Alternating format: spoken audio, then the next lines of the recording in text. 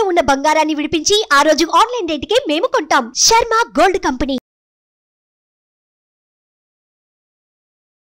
Hi, welcome to our channel. ఈరోజు మనతో పాటు ఉన్నారు ప్రముఖ జ్యోతిష వాస్తు పండితులు, జ్యోతిష వాస్తు శిక్షణ నిపుణులు బ్రహ్మశ్రీ నానాజీ పట్నాయక్ గారు. నమస్కారం గురువు గారు. శ్రీమాత్రే నమః. సార్, పూరి రత్న భండాగారం తెరవబోతున్నారు. అవును, సో దీనివల్ల ఏదైనా అనర్థాలు జరిగే అవకాశం ఉంటుందా? చాలా మంచి ప్రశ్న వేశారండి. ఫస్ట్ ఆఫ్ ఆల్ ఏంటంటే, ఇది ఆల్రెడీ 40 ఏళ్ల క్రితం ఒకసారి తెరిచారు. అప్పుడు లెక్కించారు కూడా. అయితే ఇంకోటి ఏదో గది ఉంది, ఇవి సోషల్ మీడియాస్లో వస్తున్నాయి. ఒకటి, భాండాగారాలు తెరవడం వల్ల విపత్తులు వస్తాయి అనేటువంటిది ఎక్కడా లేదు. ఎప్పుడు వస్తాయి విపత్తులు కూడా చెప్తాను. మనం ఆల్రెడీ ఒక 4-5 నెలల నుంచి చెప్పుకుంటూ వస్తున్నాం. అయ్యా, క్రోధినామ సంవత్సరం, శని కుజులు చూసుకుంటున్నారు. కొంచెం ఈ మిలిటరీలు, పోలీసులు, ఈ సరిహద్దుల్లో ఇబ్బందులు వస్తుంటాయి, అకాల వర్షాలు, అకాల ఇవి అవుతున్నాయని చెప్పి మనం చెప్పుకుంటాం. అదే రకంగా జరుగుతూ వస్తుంది కూడా. ఈ క్రోధినామ సంవత్సరం కానివ్వండి, శని కుజులు వీక్షణ కానివ్వండి, 3-11 యాక్సెస్లో ఉండడం కానివ్వండి, యాజ్ ఇట్ ఈజ్ మనకు కనబడుతూనే ఉన్నాయి, గమనించండి మీరు కావాలంటే. అవునా? దీనివల్ల విపత్తులు వస్తాయి, కానీ దానివల్ల వచ్చే ఛాన్స్ 1% కూడా లేదు. దానివల్ల కూడా ఉంటుంది. ఎప్పుడు ఉంటుందంటే, గ్రహస్థితుల్లో గురువు పాడై ఉండాలి ఆ క్షణంలో. అంటే వీళ్ళు తెరిచే టైంకి గురువు పాడవ్వాలి. ఇప్పుడున్న గ్రహస్థితి కనుక మనం చూసుకున్నట్లయితే, మనకి కుంభరాశిలో శని భగవానుడు వక్రించున్నాడు, మీనంలో రాహువు, మేషంలో కుజుడున్నాడు. ఒకవైపు ఇటువైపు ఏమో వృషభంలో గురువు, మిథున రాశిలో రవి, కర్కాటక రాశిలో శుక్రబుధులు. అంటే శుభగ్రహాలతో గురువు ఉన్నాడు. అలా కాకుండా పాపగ్రహాలతో గురువు ఉండి టెంపుల్స్కి సంబంధించిన ఏదైనా తవ్వకాలు కానీ ఏమైనా ఓపెన్ చేసినప్పుడు మాత్రం దేవతా సంబంధించినటువంటి వాటిని గురువు ప్రొజెక్ట్ చేస్తాడు. అప్పుడు అటువంటివి ఏమైనా ఓపెన్ చేసినప్పుడు, అలా ఓపెన్ చేయడం ఒక ఎత్తు అయితే, ఆ ధనాన్ని ఏదైనా మంచి కార్యాలకి కాకుండా, ఇప్పుడు ఆ ధనం ఉందండి, అందులో ఏదైనా ఒక మంచి కాలేజీ కట్టారు, ఇది స్టూడెంట్స్ పనికి రావడానికి ఒక మంచి కాలేజ్, అది మంచిది. అలా కాకుండా దాన్ని దుర్వినియోగం కనుక చేస్తే ఆ ధనాన్ని ఖచ్చితంగా విపత్తు వస్తుంది. అప్పుడు 100%. అయ్యో, అది దేవతాధనం కదండి, 100% వస్తుంది, అందులో డౌట్ లేదు. ఏది దుర్వినియోగం చేస్తే ఇది ఓపెన్ చేయడం వల్ల మాత్రం ఏమవ్వదు సార్. దాంట్లో సర్పాలు ఉన్నవి, అవి ఏ ట్రెజర్ అయినా సర్పం ఉంటుంది. ఎనీ ట్రెజర్ సర్పం ఉండి తీరుతుంది. ఎందుకంటే నాగబంధనం వేస్తారు ఎనీ ట్రెజర్కి.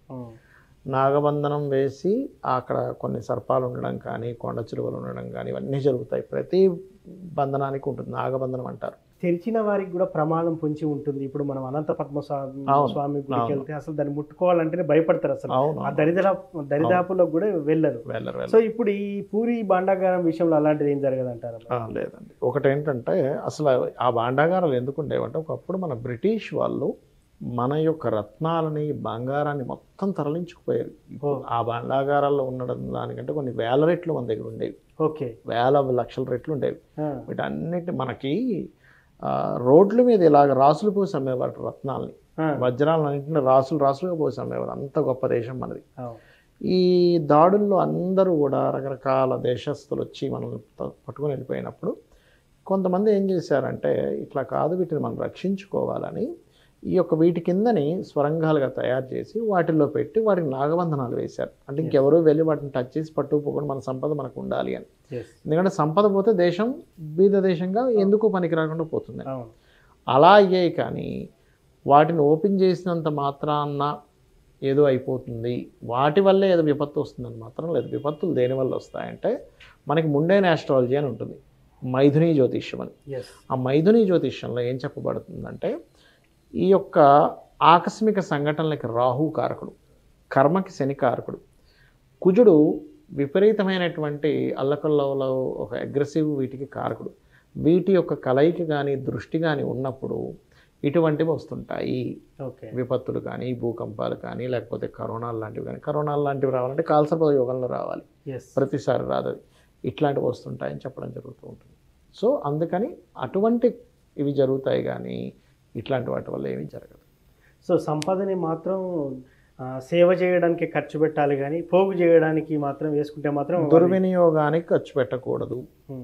అంటే ఇప్పుడు అదే ధనాన్ని గుడికి ఖర్చు పెట్టి, ఇంకో గుడి కట్టడానికి ఖర్చు పెట్టి తప్పు కాదు, ఇంకో బడి కట్టడానికి ఖర్చు పెట్టి తప్పు కాదు, నిరుద్యోగులకి ఉద్యోగం ఇవ్వడానికి ఖర్చు పెట్టు, ఒక ఫ్యాక్టరీ పెట్టాము, అదే కంపెనీ, అదే గుడి వాళ్ళు ఒక ఫ్యాక్టరీ ఏదో ఒక సాఫ్ట్వేర్ రిలేటెడ్ తయారు చేశారు, దానివల్ల 4 ఉద్యోగాలు వచ్చాయి, మంచిదేగా. గుడి కట్టావు, మంచిదేగా. దానివల్ల బడి కట్టావు, మంచిదేగా. అలా కాకుండా ఇంకా దేనికో ఫ్రీగా వేరే వాళ్ళకి ఎవరికో దారదత్తం దానం చేయడం, వేరే వేరే వాటికి దారాదత్తం చేస్తాము అంటే మాత్రం అది ఖచ్చితంగా ప్రళయానికి దారితీస్తుంది. ఆ గుడి కట్టి అందరూ వచ్చి చదువుకోండి, అందరూ ఆ బడి కట్టిన తర్వాత అందరూ వచ్చి చదువుకోండి, తప్పేముంది. అట్లా చేసుకోవచ్చు, తప్పేం కాదు. ఎందుకంటే భగవంతుడు ఎప్పుడూ కూడా తన సర్వస్వాన్ని తానే త్యాగం చేస్తూ ఉంటాడు. అలాంటిది ఆయన ధనాన్ని నలుగురు చదువుకోవడానికి ఉపయోగిస్తానంటే ఆయన ఎందుకు కోపిస్తాడు? సార్, ఇప్పుడు పూరి రత్న భండాగారం తెలిస్తే ఏం కాదు అని చెప్తున్నారు, కానీ అనంత పద్మనాభ స్వామి తెరవడానికి చాలా ట్రై చేశారు. తెరిచిన ఎవరైతే కీలక జడ్జి ఉన్నారో ఆయన అండర్లో తెలిసిన ఆయనకు కూడా ప్రమాదం జరిగిందని మనం వింటుంటాం. సో డిఫరెన్సెస్ ఏంటి అన్నట్టు ఇప్పుడు ఒకటేనండి, ఈ నాగ బంధనాలు వేస్తారు చూసారా, వేసినప్పుడు వీళ్ళు కొన్ని అవి తెరిచేటప్పుడు కొన్ని జాగ్రత్తలు తీసుకోవాలి. అదేదో భగవంతుడు చేయడం కాదు. ఓకే, ఇప్పుడు మీరు ఉన్నారు, ఇంట్లో ఒక టెక్నికల్గా ఒకటి ఉంది పవర్ రిలేటెడ్, దాంతో ఆ పవర్ రిలేటెడ్ దాన్ని ఆపరేట్ చేసేటప్పుడు సరిగ్గా ఆపరేట్ చేయకపోతే మీకు షాక్ కొట్టింది, అది దేవుడు షాక్ కొట్టించినట్ట కాదు కదా. అట్లాగే ఒక బంధనంని ఛేదించేటప్పుడు దానికి కొన్ని చేయవలసిన కొన్ని పద్ధతులు ఉంటాయి. ఓకే, దానికి ఏం చేస్తారంటే కొన్ని పూజాది కార్యక్రమాలు చేసి కానీ తెరవరు. అలా కాకుండా కనుక తెరిచే ప్రయత్నం చేస్తే అక్కడ కొన్ని శక్తుల్ని అక్కడ ఆవాహించి పెడతారు. కొన్ని శక్తులు ఉంటాయి, ఆ కొన్ని శక్తుల్ని కొన్ని జపాలు చేసి, ఇప్పుడు మీరు అరుంధతి సినిమా చూడండి, అరుంధతి సినిమాలో ఆ విలన్ ఎవరైతే క్యారెక్టర్ ఉంటాడో వాడు జీవంగా ఉన్నప్పుడే ఒక గోడలాగా పెద్ద కట్టేసి ఎన్నో పూజలు చేసి ఒక యంత్రం పెడతారు అక్కడ, యంత్రం పెడతారు అది లోపల నుంచి బయటికి రాకుండా ఉండడానికి. అది ఎట్లా అయితే పెడతారో దానికి ఒక శక్తి ఎట్లా అయితే ఉంటుందో దీనికి కూడా ఏం చేస్తారంటే వేరే వాళ్ళకి అక్కడికి వెళ్తే ఏదో అరే ఇదేదో నాకు ఏదో ప్రాబ్లం వస్తుంది దీని దగ్గరికి వెళ్తే ఎందుకులే వెనక్కి వెళ్ళిపోవాలి అనేటువంటి థాట్ వచ్చేలాగా ఉంటాయి. ఇప్పుడు మనకి గణపతి తెలుసు కదా, గణపతుల్లో కూడా చాలా రకాల గణపతులు ఉంటాయి. అంటే ఎలా అంటే విఘ్నశిలా యంత్రము అని ఉంటుంది. ఓకే, రాజులు ఒకప్పుడు యుద్ధాలు చేసేటప్పుడు ఏం చేసేవారంటే విఘ్నశిలా యంత్రాన్ని ఇప్పుడు మనకి లలితహాస్త్రనామాల్లో కూడా ఉంటుంది అది. మన విశంగుడు విశక్రుడు అని 2 తమ్ముళ్ళు ఉంటారు. ఓకే, ఆ యొక్క బండాసుడికి అతను ఏం చేస్తాడు, ఒక విఘ్నశిలా యంత్రాన్ని ఆ ఆవరణ లోపల ఇసిరేస్తాడు.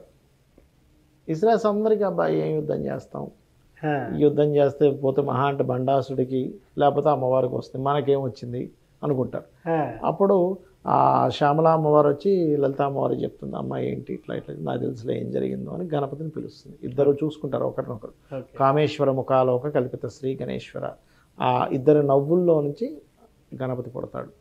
ఆ గణపతిని అయ్యా చూడు అమ్మ ఏం చేయాలి అంటే అక్కడ ఎవడో ఏదో పెట్టాడంటే చూడుకో అంటే పోయి ఒక గుద్దుతో విఘ్నశిలా యంత్రం ఇది అలాంటి యంత్రాలు అక్కడ పెడతారు. ఓకే, ఆ యంత్రానికి ఒక లెక్క ఉంటుంది.